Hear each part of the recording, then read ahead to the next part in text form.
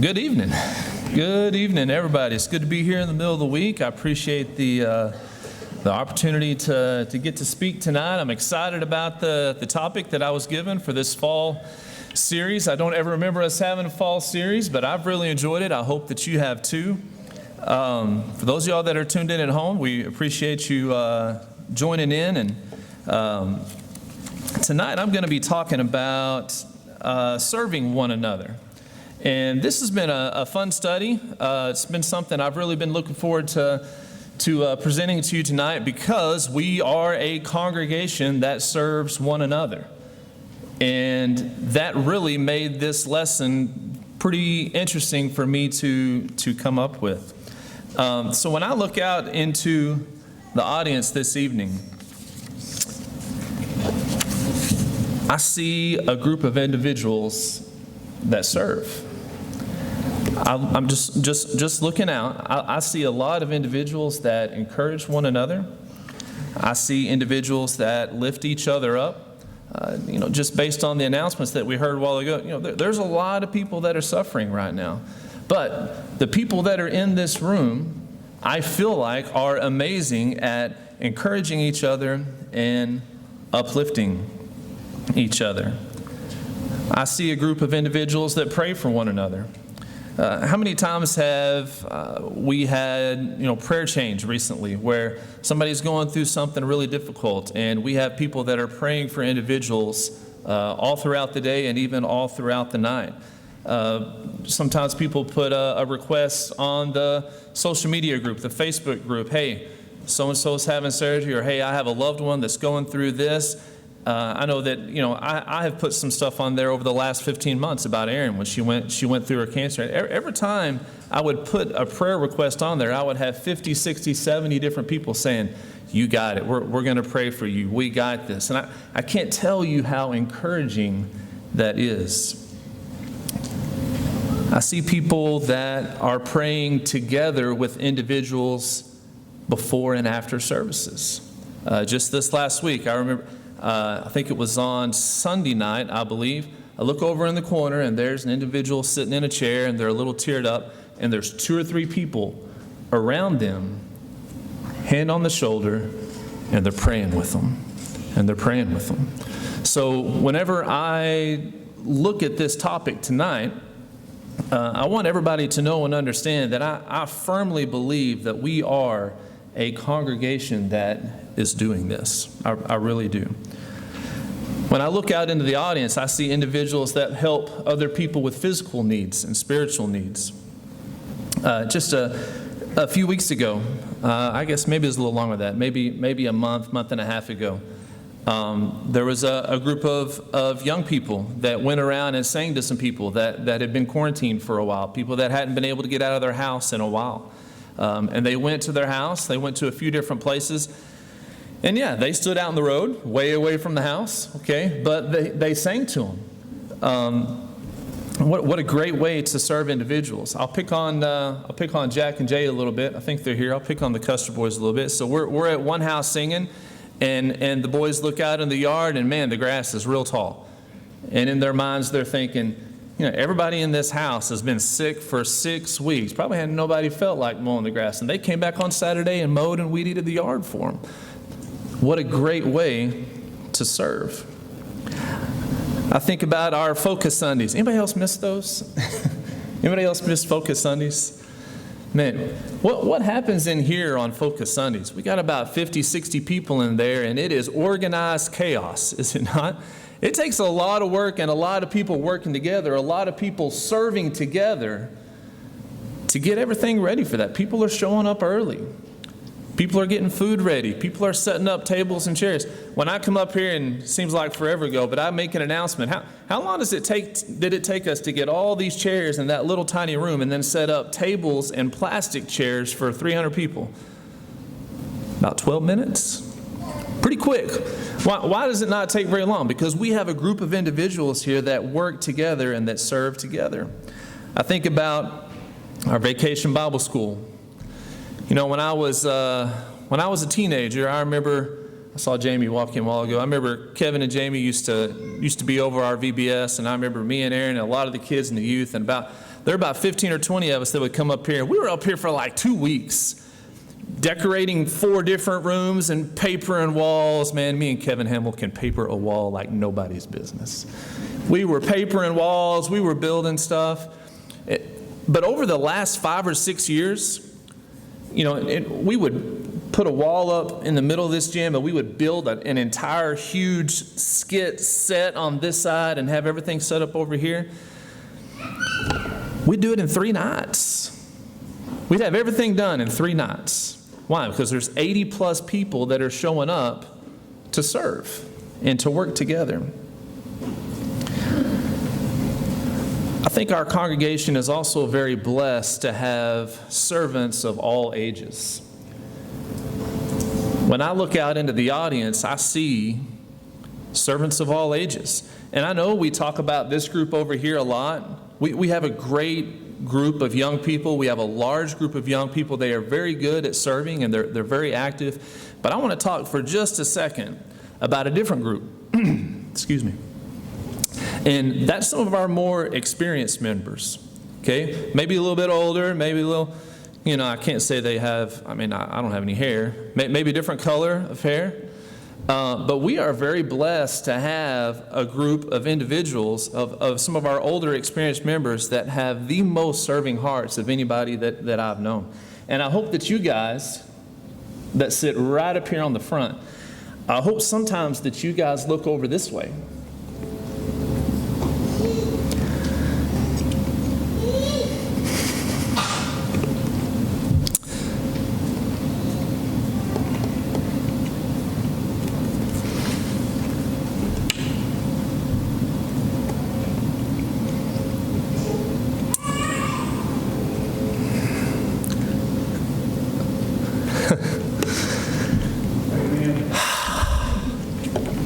This is my dad and me. It's his fault. That's the Billy Albright right there. I knew when I got to that part, I was probably going to choke up a little bit because a couple of the people, deep breaths don't help. I don't know. They're missing. They're not here.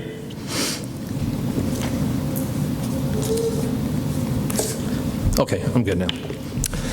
I hope that you guys look over here and realize that there's some people that sit right over here that you can really learn from. And I hope that you watch them. I hope that you watch them, and I hope that you see what they do. And I know there's not as many here right now. I'm ready to get rid of this last 6 months. I know our numbers are down. But I think back to our Daughters of Mary class. Yeah, remember we did the sewing night? How many of our ladies came up here and brought their sewing machines and showed some of these young girls and young ladies how to sew? My girls still talk about that. They still talk about it. Some of my most powerful memories from a child, when I think about, when I was preparing what to say, when I was sitting down, I was thinking, okay, who influenced me outside of my immediate family? Who had the greatest influence on me as far as remembering people that served, that made an impact on me personally? And I think of people like Miss Imogene Smith. A lot of you may not remember Miss Imogene. Miss Imogene's been gone for a while. But I remember as a kid, I was maybe 10 years old when I learned how to play dominoes. I learned how to play 42. Both my granddads were big dominoes players. One house we played Moon, and only Moon was my mom's dad. Okay, and at my dad's place, it was only 42. And you didn't mix the two. It was Moon at this house, and it was 42 at this house. But we'd have, they're in this little room right here. We would have different get-togethers, and a lot of times we would play dominoes. And Miss Imogene, it didn't matter if I was 10 or 11 years old and everybody's playing, she'd always come find me and she'd say, I need a partner. I need a partner. And she would let me play. She would let me play. And man, I would leave. What'd I do, Philip? I would leave the basketball goal and all that, and I would come in here and play. And she would hide a piece of her homemade pecan pie for me. she'd hide it right on top of that refrigerator in there. And we'd sit down to play dominoes. She'd get up and leave. And in my mind, I'm like, please be pecan pie, please. And she'd go get that pecan pie and sit it down. And it was the best thing ever. I remember Miss LaRue Satterfield. Y'all remember Claude and LaRue? Miss LaRue probably taught Bible class more years than I've been alive. What an amazing service. We've talked recently about Miss Mary Cooper and the thousands of cards that she sent throughout her life. I think about Miss Linda Annis. I know she's not here with us. She just had a birthday. And Jane Lewis. The amount of time that they've put into VBS. We had an activity not too long ago where the youth came up, we made cookies, and we delivered them to some different people. And that made me think about Miss Linda, because Miss Linda's been wrapping cookies for VBS for as long as I can remember. And being the math nerd that I am, I sit down and I was like, how many cookies has Miss Linda wrapped for Vacation Bible School?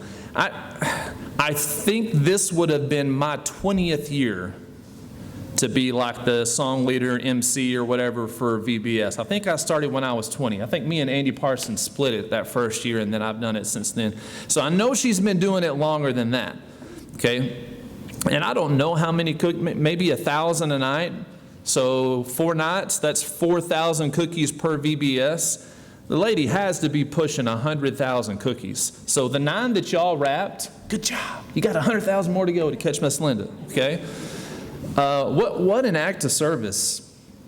My point is, in saying all of that, we are a congregation.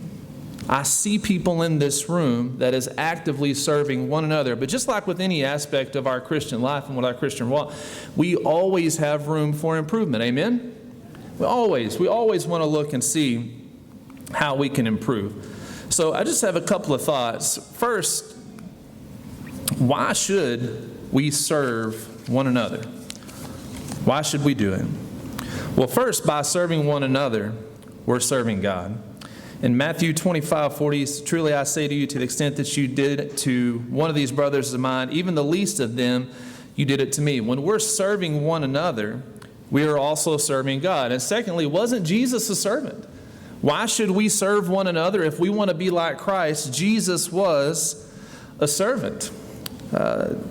We could look at so many different examples with Christ. I thought of John 13. Jesus and the 12, they're in the upper room and they finish their meal and they come down, and what does Jesus do? He gets a towel and he wraps it around his waist and he gets down on his knees and pours water into a basin, and what does he do? He starts washing feet. Jesus Christ, the Son of God, our Savior, is washing feet. Why? Why would he do that? If you would turn, let's look at just a couple of verses there. John 13. Flip over real quick to John 13. We'll read a couple of 4 or 5 verses here. I'm going to start in verse 12. It says, so when he had washed their feet and taken his garments and reclined at the table again, he said to them, do you know what I've done to you? You call me teacher and Lord, and you're right, for so I am. If I then, the Lord and the teacher, washed your feet, you also ought to wash one another's feet. For I gave you an example that you should do as I did to you. And truly, truly, I say to you, a slave's not greater than his master, nor is one who is sent greater than the one who sent him. If you know these things, you're blessed if you do them. Is that what the world teaches us? Is that what the world teaches us? The world teaches us what? Selfishness. Be self-centered. It's all about me, right? It's all about me. Who should it be about? Everything should be about him. Everything. Paul kind of addresses this a little bit in his letter to the Galatians. You can turn to chapter 5. I'll read something there in just a second if you want to be flipping over there. But one of the messages to Galatians, if not the message, the letter in Galatians, is that we've been set free. Been set free from the law of Moses, set free from the law of sin and death. But why? For what purpose? Why were we set free? Was it to serve ourselves? Is that why we were set free? Was it to serve our own flesh, our own fleshly desires? Look at verse 13. I guess I should have turned there too. Galatians 5:13. Actually, I think I have it topped up here. It says, "For you were called to freedom, brethren, but not to turn your freedom into an opportunity for the flesh, but to serve one another in love." Why have we been set free? To serve one another in love. It's a little bit of a paradox, I guess. Hey, you've been set free to be a servant, right? It's a little bit of a paradox, but freedom is for serving. Freedom is for serving. Be a good t-shirt. Freedom is for serving. It's our job as a body of believers to be connected to one another, loving one another, and spurring each other on to good work that God has for us. So what happens? What happens when we serve one another? Well, first of all, it makes us more like Christ. It makes us more like Christ, just like we discussed previously. In Mark 10:45, it says, "For even the Son of Man did not come to be served, not to be served, but to serve, to give his life a ransom for many." What happens when we serve one another? It allows us to discover and maybe to develop some of our own spiritual gifts. Sometimes it's easy to make excuses to not serve, and we'll talk about that in just a second. But just getting out there, just trying, just getting out there, taking a chance, taking a step out to serve somebody else, especially if you do it on a regular basis, is going to give you an opportunity to maybe discover a spiritual gift that you didn't even know you had. It'll give you an opportunity. It brings us closer together. When do you feel closest to your church family? Stop and think for just a second. When do you feel closest? When do you feel closest to another brother or sister in Christ? Well, I think about times when we're together, definitely times when we're together. We're talking about VBS earlier. I don't know if I feel more close to my Christian family than the week before VBS. Because it's sometimes 4, 5, 6, 7 nights in a row that I get to spend 3, 4, 5 hours with a lot of people, with my brothers. I don't know if I ever feel closer to them. But when you feel closest to your family, when you spend time with them, right? Or if somebody is doing something that serves you. Maybe you have a need and you have a brother or sister that comes and serves you in some way and fulfills that need. I don't know about you, but that's when I feel closest to my family. That's when I feel closest to my brothers and sisters. What happens when we serve one another? It strengthens our faith. Think about a time that you went and served one of your brothers or sisters, or when somebody else came and strengthened you, just like I was talking about a second ago. Does that strengthen your faith? We've had some needs over the last year. Not our best year, if Aaron and I are being honest. Probably not the smoothest year that we've had. But man, my faith has been strengthened. And it's because of all of you. It's because of everybody that has prayed for us and everybody that has come and written us cards or maybe brought us, a few different things sometimes, or just an encouraging word. When we serve one another, it strengthens our faith. And that's our faith. But it also sets us apart. It sets us apart from the world. And people notice. And don't misunderstand me. It's not that we serve one another to be noticed. That's not what I'm saying. But when we serve one another, the world can't help but take notice. They can't, because it's the opposite of what the world is teaching us. When we serve one another, they can't help but notice. I want to tell you a story about a little girl. She was 12. It was 12 years ago, and she might have been 13. She was a 7th grader. Okay? It was my first year back in Durant teaching. I started my teaching career teaching high school over in Whitesboro, Texas, and then I was there a few years. But when I came back to Durant, 12, 13 years ago, I was teaching 7th grade math, and there's this little 8th grade girl. I didn't have her in class. I don't even know her last name. Okay? But her first name was Ashley. And to this day, I struggle to read a verse or to talk about serving one another without thinking of this little girl. I don't know where she went to worship. I said, I don't know her family. I don't know her last name. But that year of school, I've never seen a young person serve in the way that she did. I could tell you so many stories, but she went above and beyond to help everybody in the most humble way. And my point in saying that is, she made an impact on me. I don't know this girl's family. I don't know, but I noticed the way that she lived her life. I'll just tell you, I could tell you 20 Ashley stories. I'll tell you one. We had a young man, he was in my class. He had some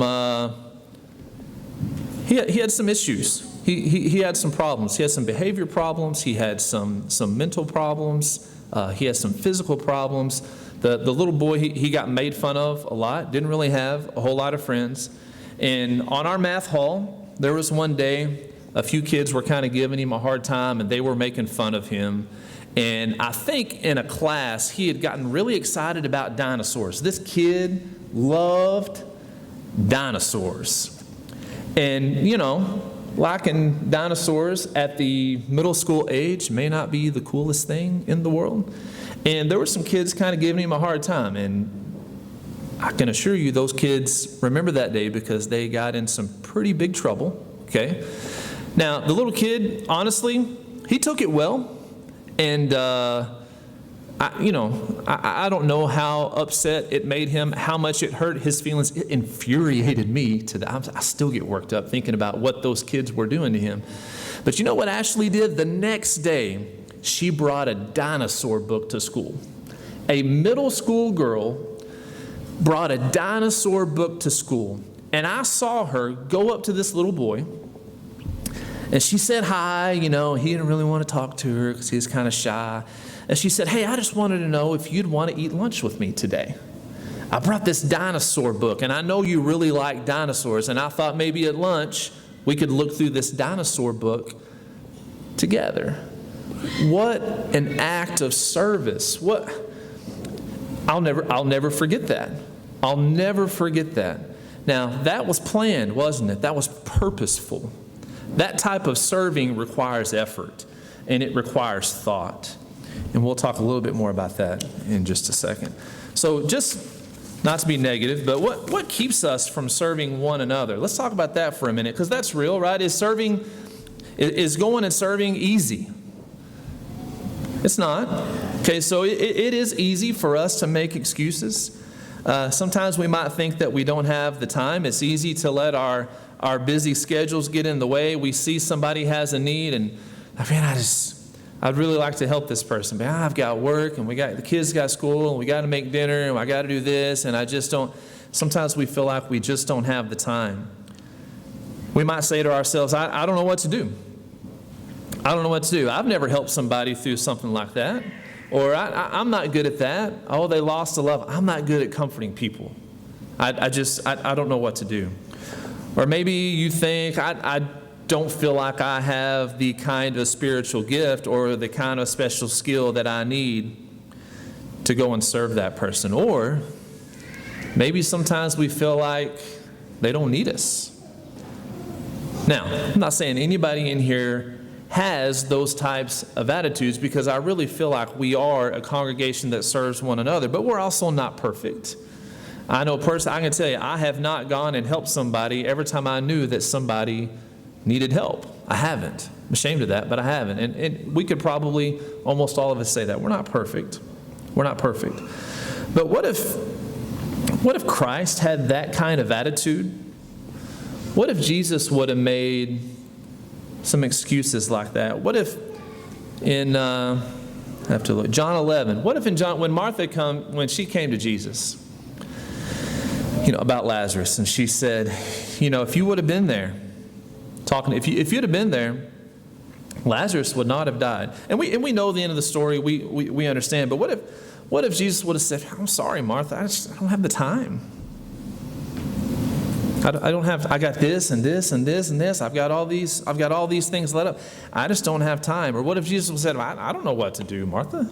I don't know what to do. Or I don't have probably the spiritual, I've never raised somebody like that. I may not have the spiritual gift for that. What if when it was time for the crucifixion, when it's time for Jesus to go up on the cross, and he said, they don't need me. The world doesn't need me.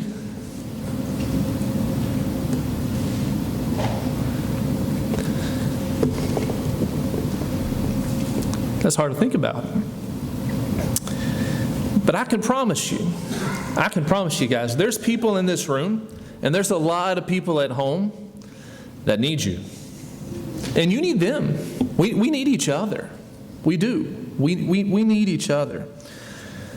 I think one of our struggles sometimes when it comes to fear, or when it comes to not serving others, is fear.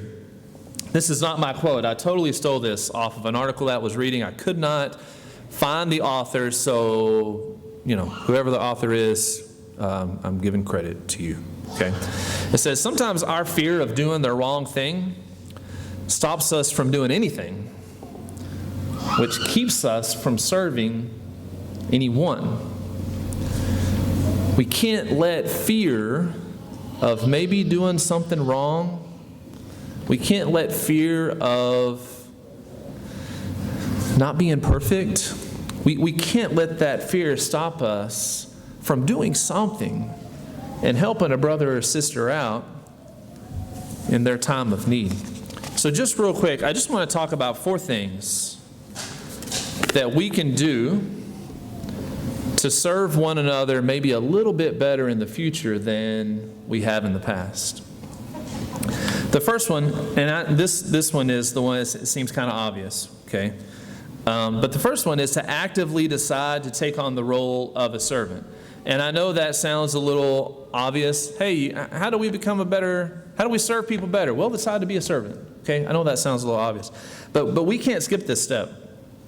Or everything else, really nothing else matters. If we actively decide that we're going to take on the role of a servant, we better be ready, because it's a choice. Okay, serving each other, serving our brothers and sisters, it's a choice, it requires effort, and it's a lot of work. And when we look at Jesus' life, we could look at countless examples of where he made a decision. He chose to be a servant, whether it was when he chose to wash the disciples' feet, when he chose to leave heaven to come here to earth for us. He chose. He made a decision. And I just want to challenge us all tonight to make that decision. Make a decision tonight. Hey, I'm going to be an active servant. I'm going to take some action, and I'm going to serve my brothers and sisters in Christ. I read another little article about a lady. And I was just, I was preparing a lesson and doing a little study and doing some Googling different things. And I ran across a story about this lady, and she wanted to be a better servant. And it was kind of a long, I'll shorten it, but basically it boiled down to this. She wanted to be a better servant, but she wasn't doing anything about it. So she sat down and thought, okay, I've got to do something. I've got to take some action. So here's what she did. Okay. She made a commitment for a few months. I don't remember how many months, but for a few months, every Sunday night, she would go to somewhere quiet.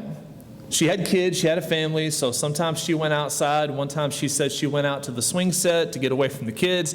One time she locked herself in a closet. Sometimes she would wait till after the kids were asleep and they had gone to bed. But she found somewhere quiet on a Sunday night before she went to bed. And she closed her eyes and she sang the song, "Make Me a Servant." She meditated on the words, she thought about it, she sang the song, and then she'd take a piece of paper and she would just write down 3 things, just 3 different ways that she was going to try and serve somebody else in their congregation, or just serve somebody in general that would need it. And she said it was very effective for her. Now, why would that be more effective? Because it was planned. It was intentional. It was on purpose. Right? Now, What did she do? Well, she gave a long list of things. She talked about sometimes it was just making a card. But you know what? That was a card that she hadn't made the week before. It was a move in the right direction. It might have been sometimes where that Sunday she had heard an announcement where somebody was really having a hard time, so she made herself a note. On Wednesday night, she was going to go find that person, and she was going to just say something encouraging to them. Or maybe somebody that, maybe later in the week they're driving by their house, she dropped off a dozen cookies. And she gave this whole list of things. But I thought that was pretty neat. I thought that was pretty neat. So, if you would, I would like for us to sing Make Me a Servant. And I want you to think about the words. And if at the end of the song you think of a way, or you think of somebody that you might want to take action this week and do some type of service to them, jot it down. Jot it down. But you don't have to write it down right now. Maybe think about it tonight. Maybe try writing down 2 or 3 things and see if it makes you a little more active. Let's sing this song together.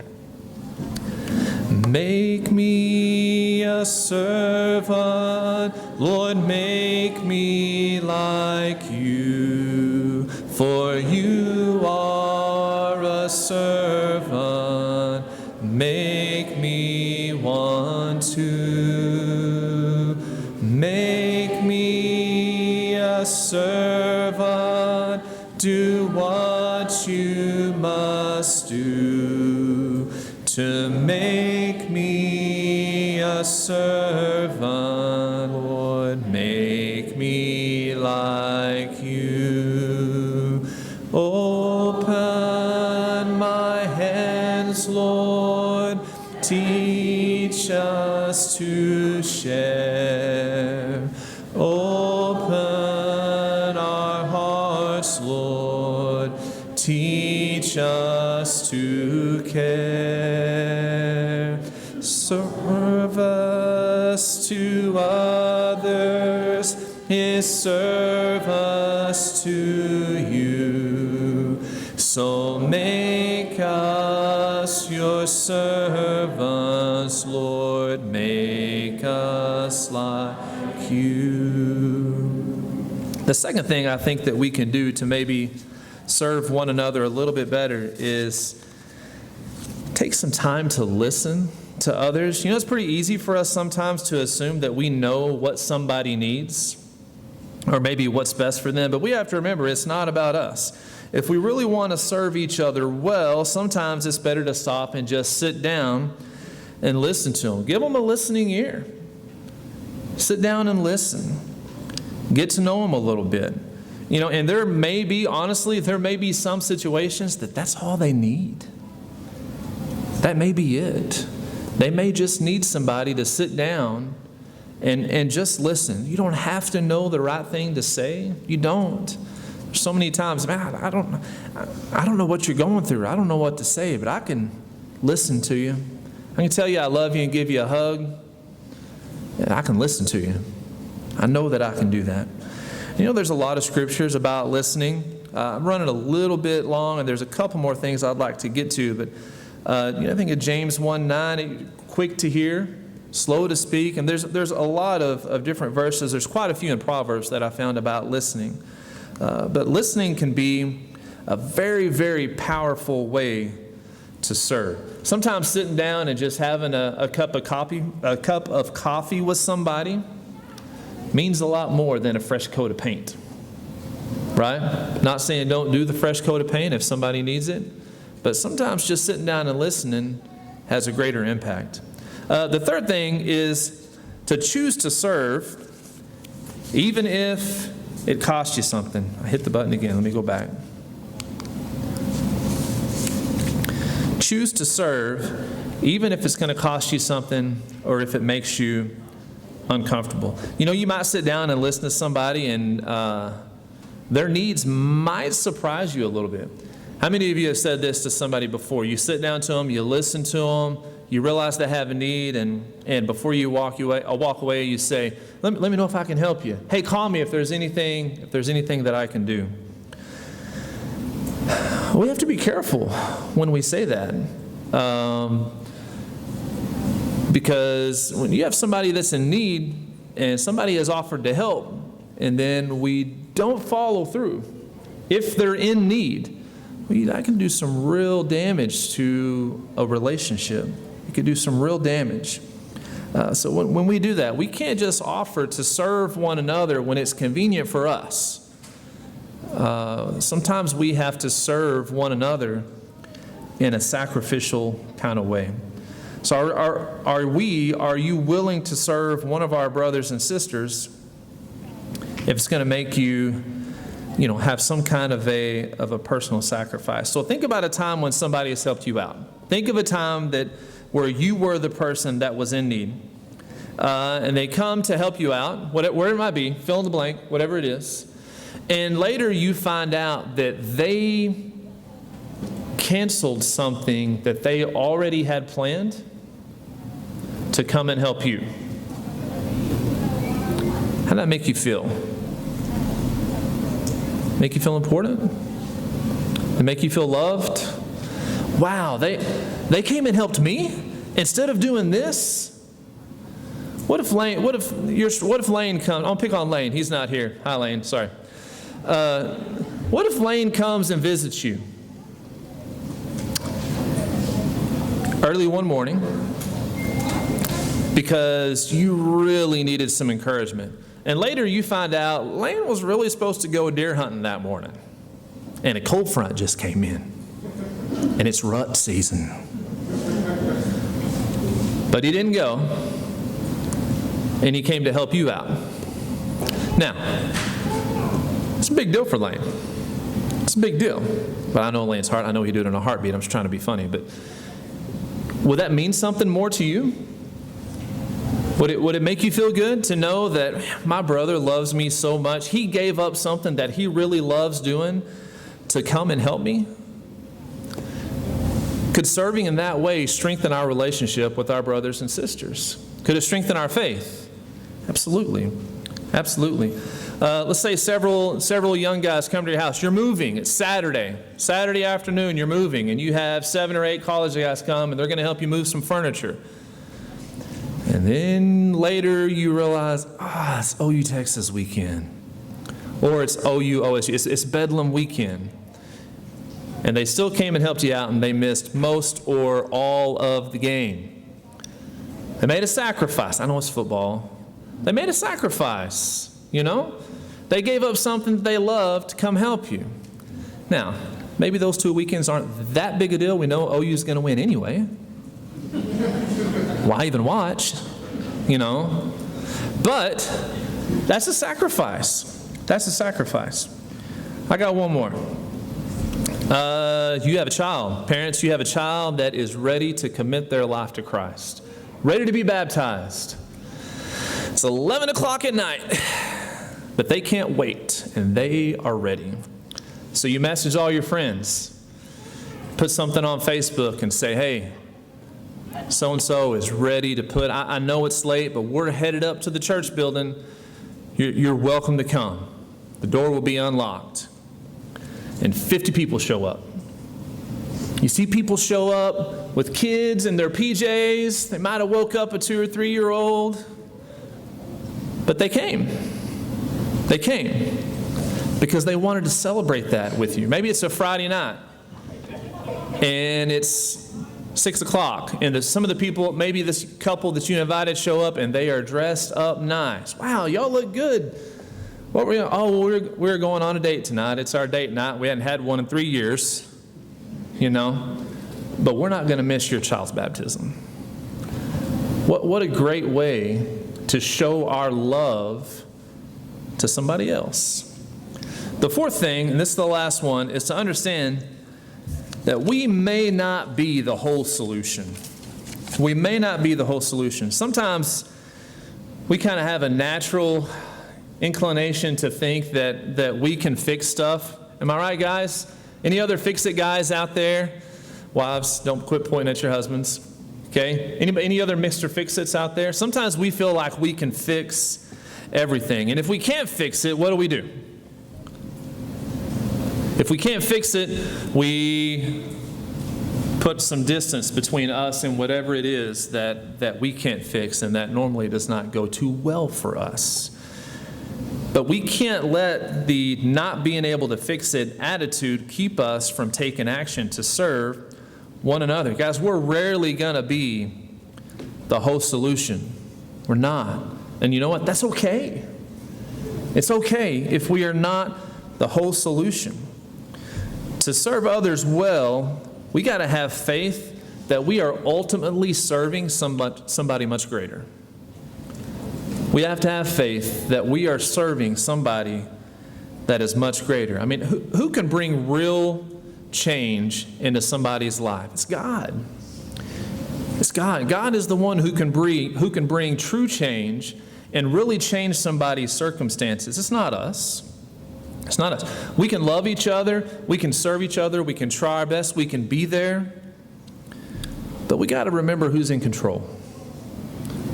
We got to do our part, and we have to remember who's in control. I'm reminded of last Sunday night.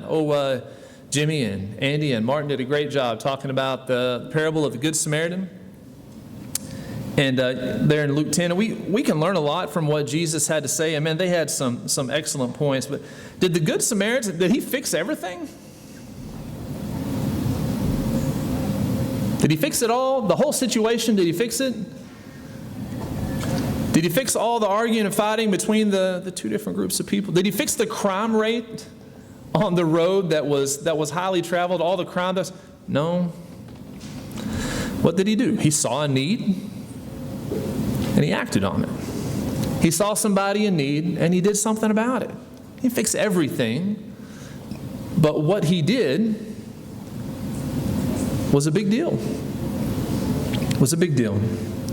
So, I guess my question to you this evening is, are you actively serving? And I know the answer is yes. I know that it is. I started my lesson out the way that I did because I do truly feel like this is an amazing group of people. And we are constantly serving one another. But I think we can also always improve. I think that we can improve. So I'll copy one of Lane's phrases and I'll just ask, how are you doing with this? How are you doing with serving, not just in general, but specifically because this topic was serving our family, serving one another here. How are we doing with that? Do you need to make some changes? Do you need help with making some changes? So I just want to encourage everybody tonight to look for opportunities to serve one another. Let's try to imitate our Savior. Let's imitate Jesus in the way that we live and the way that we serve. Let's strive to be the kind of servant that our Savior was. And there's a lot of love in this room tonight. But sometimes in order to receive that love, we have to make our needs known. We have to make our needs known. And you have an opportunity to do that this evening. So if you have a need that we can help you with, or if you've been studying and you are ready to commit your life to Christ, we can take care of that tonight as well. There's not a body of water in this particular room. I don't know if we have access over there or not, but I have 3 swimming pools ready. We were at one just this last week. So if there's any needs tonight that we can help you with, we ask that you come as we stand and sing.